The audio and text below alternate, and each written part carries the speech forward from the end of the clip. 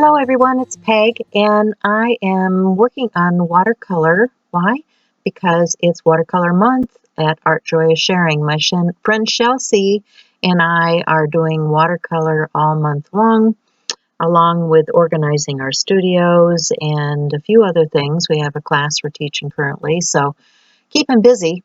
Anyway, I just wanted to pop in here and do a fast version of the live show because some people like it fast, some people like it slow. So I'm just showing you the options. So these are a couple of pans that I have from Art by Marlene. If you like really, really bright, bold color, I would recommend these small sets. They're not terribly expensive. They're student grade and they're a nice set of pans. They're only quarter pans, so not a lot of paint there, but if you don't paint all the time, it's plenty. You know, if what you want to do is just color an image or do a page, it should serve you fine.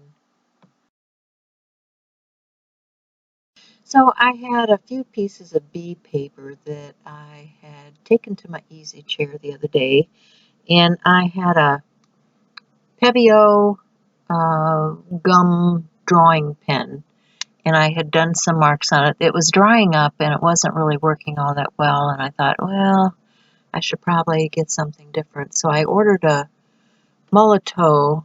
I don't know what happened to it, if, you know, getting shipped in the cold weather was not good for it, but so far I haven't really gotten the Molotow working. I'm going to work on it and see if I can get it going this week, but I've had a number of these pens, so not sure what the problem is with this one, but, you know, I'll persevere. I'll give it a try. Looks like it should be working. It's I don't know, discouraging when I want to do some masking and I can't get things to work the way I want them to. So anyway, I'm back to the Pebeo because that seems to be the one that's flowing for me. And the Molotow, I'm going to maybe contact the manufacturer on that and see what's going on, because shouldn't be doing that. I can't even unscrew it. So now I'm showing some heavily pigmented watercolor papers, and I like to do that to put some color down in the background and, you know, make some backgrounds. I was doing some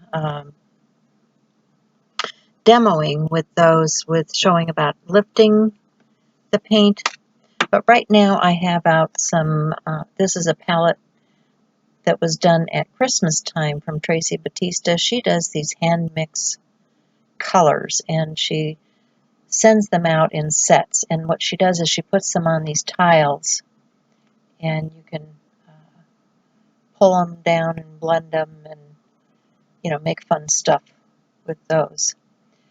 She also sends these inks and then these other little cubes that have mica in them. So I'm going to set that aside to dry. That also has the resist on it, and it'll have to dry down before I can remove that. Now this is another palette that I made using some watercolors. I like to buy my watercolors in tubes because then I can make my palettes the way I want them.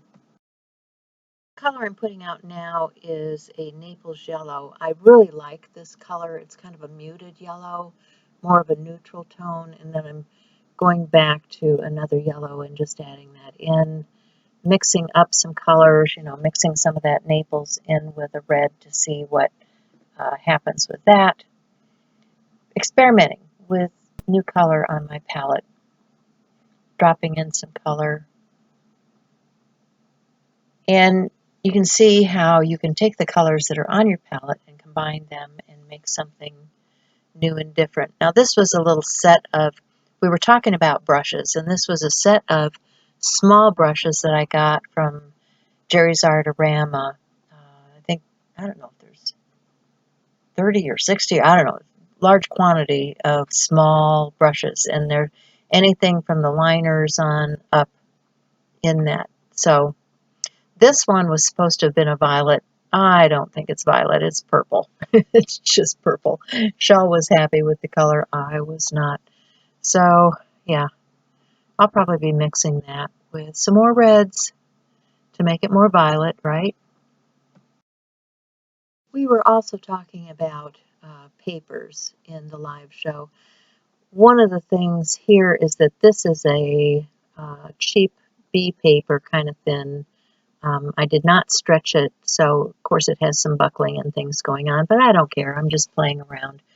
And if you want better quality paper, you'll get better quality paper, probably something that's padded so that you don't have to stretch it if you don't like stretching paper and taping it down.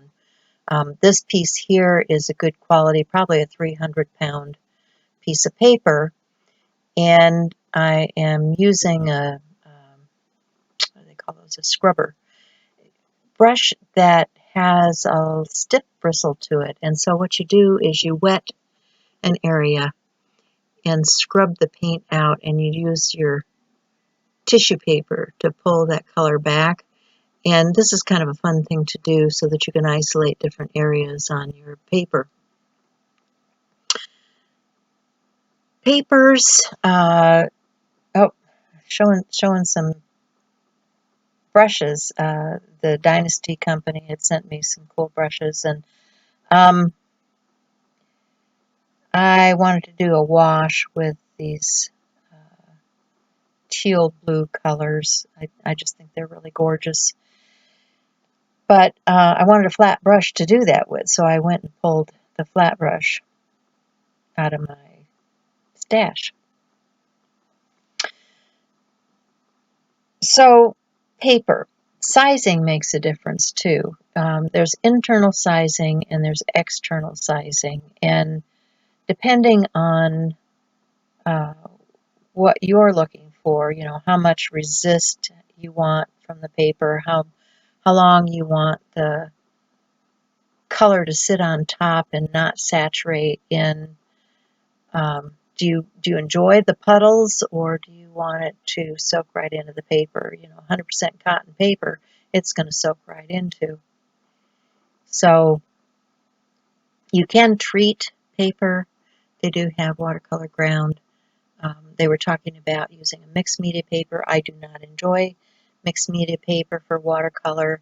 I'm a little too rough. I have a way of making that paper pill, and I don't find that with watercolor paper. You can see I'm even taking my eraser and being pretty rough getting that masking fluid off of there. And yeah, I don't think it would stand up very well to the mixed media paper. Now, some people prefer a hot press just because it's smooth. Normally, your cold press paper, better quality one, has a smoother side and a rougher side, and it depends on what you like for your choice. I enjoy some of the bumpiness of the watercolor paper. That's where the color sits in and soaks into the paper. However, if you're going to be using pens on top of bumpy paper, you have to take that into consideration. And as a mixed media artist, bumpy paper is not always easy to work with. So that's why people like the hot press, because it's smooth. I am kind of in between. The hot press is smooth, but it also makes your watercolor pool and puddle and move because it's smooth. You know, it's gonna puddle around more than a paper that's got a few pockets to collect the paint and pigment into. So there are basically three kinds of watercolor paper. There's the handmade paper that's typically 100% cotton, has a lot of irregularity because of the handmade nature of it, tends to be heavier than other watercolor paper, and it does not require stretching because it's very durable and it can withstand scrubbing and lifting of color from the surface. Then there is mold-made paper, and this is made by a machine, usually up to, well, I'm not sure.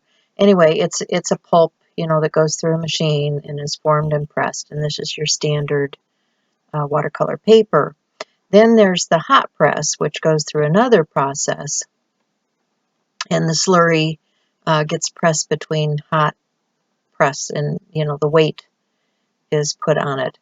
So watercolor textures depend on the process that it goes through to become watercolor paper. So the paper can be sized internally and externally, and sizing internally just means that they've added gelatin to the pulp before they press the paper. Some papers have both internal and external sizing. The external sizing is applied by dipping the sheets after they have been created. So if it's sized too heavily, it can be easily removed by soaking the paper in a bath and then removing or sponging the excess water off before leaving it to dry. Now, the whole stretching watercolor paper using the gummed brown paper tape and, all of that, they have special paper stretchers and all of that. I'm not that kind of watercolorist. That's not what I am a mixed media artist, and I use a lot of my watercolor in my journals and on other pieces, and it becomes part of the whole. It is not usually just a watercolor. I do a few, but I do a lot of pen work and that sort of thing on top of it. So I'm not interested in all the work it takes to create a regular watercolor, mainly because much of mine is going to be cut up and used in collage or for other purposes. So I don't need something that lays perfectly flat. If I want that, I can get my blocks out. I do have some paper blocks, and those are going to stay flat until you cut them off of the block. And if you want more in-depth personal information, you can consider joining my channel and getting the monthly slow versions of explanations of things. But we do weekly shows on Art Joy is Sharing, and you can find me there on Thursday at 10:30 Central with my pal Shell, and we will continue with watercolor for the month of February. Thanks for being here. I appreciate you so much. Have a great day and enjoy your Valentine's Day. Bye, guys.